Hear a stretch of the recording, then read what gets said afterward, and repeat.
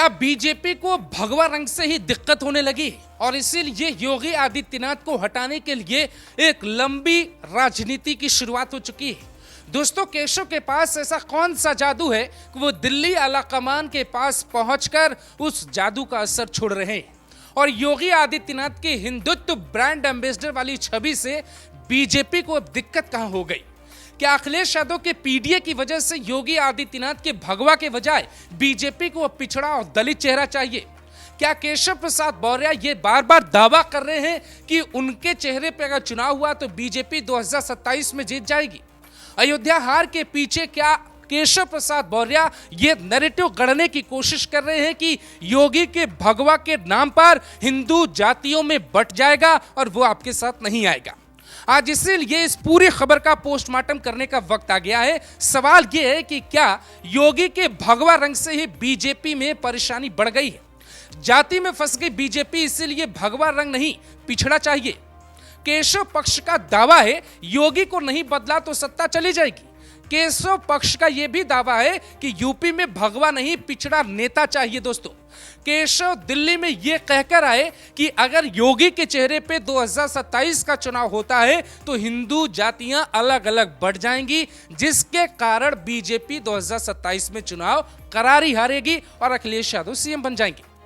BJP Hindu नारे से अयोध्या, चित्रकूट और बद्रीनाथ हार गई। हिंदू नारे से बीजेपी हिंदू बाहुल्य सीट भी हार गई। अखिलेश ने जो पीडीए बनाया वो बीजेपी की नई टेंशन बन गई और इसीलिए बीजेपी में योगी आदित्यनाथ का भगवा रंग कम पसंद आने लगा और वो उसी पैटर्न पे चलने लगे जिस पैटर्न पर अखिलेश यादव और राहुल गांधी चल रहे हैं। पीडीए में कुल 82% वोटर आते हैं जो बीजेपी की टेंशन।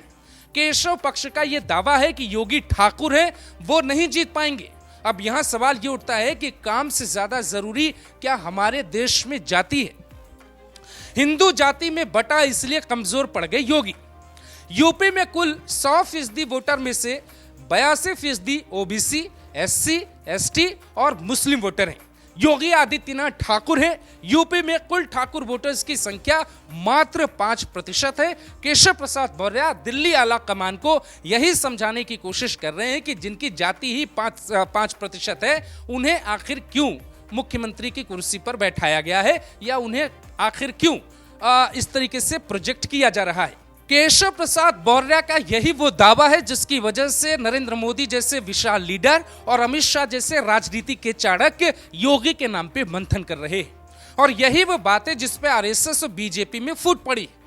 ब्राह्मण वोटर्स की संख्या यूपी में 10% बताई जाती है जबकि वैश्य भूमियारों की संख्या 2% बताई जाती है। यूपी में स्वर्ण वोटर्स की सिर्फ 18% संख्या है। दोस्तों, यही कारण है कि बीजेपी के बड़े नेताओं को केशव प्रसाद मौर्य कन्विंस करने में लगे हैं कि मौर्य लाइए, कुर्मी लाइए, कोई दलित लाइए, कोई यादव लाइए, कोई ओबीसी चेहरा लाइए, योगी को हटाइए। केशव पक्ष का दावा यह तक है कि योगी ठाकुर है और दलित, ओबीसी, एससी, एसटी वोट नहीं देंगे। योगी के हटते ही स्वर्णों का 18% वोट भी बीजेपी से दूर चला जाएगा। इस सवाल का जवाब केशव पक्ष के पास नहीं है। योगी हिंदू हैं, लेकिन क्या हिंदू एक मुश्त वोट देगा? ये बहुत बड़ा सवाल है। इसका जवाब इस पूरी रिपोर्ट को देखने के बाद आपको मिल जाएगा। भारत में हिंदुओं की ज्यादातर आबादी जाति में बटी है।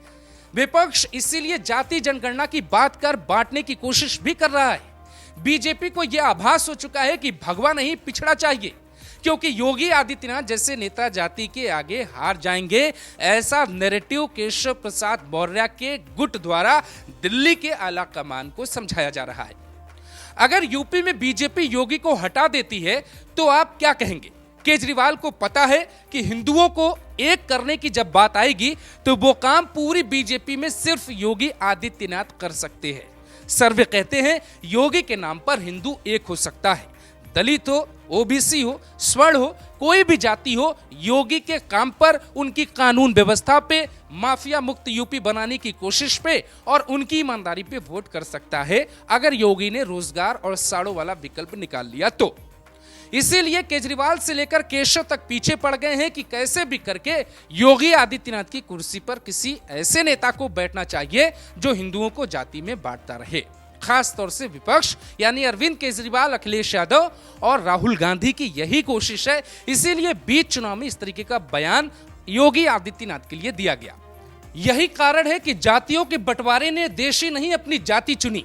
योगी को काम से या आप अपनी जाति से देखना चाहेंगे, ये आपको तय करना है। लेकिन अगर यही हाल रहा तो देश में एक दिन जो व्यवस्था बनने वाली है वो व्यवस्था आपके लिए लाभदायक नहीं होने वाली है। योगी आदित्यनाथ को पूरी बीजेपी में इस बार इस नजरिए से देखा जा रहा है कि अगर योगी आदित्यनाथ रहते हैं तो बीजेपी को 82% वाला पक्ष वोट नहीं करेगा और अखिलेश यादव के मुख्यमंत्री बनने के चांस ज्यादा है।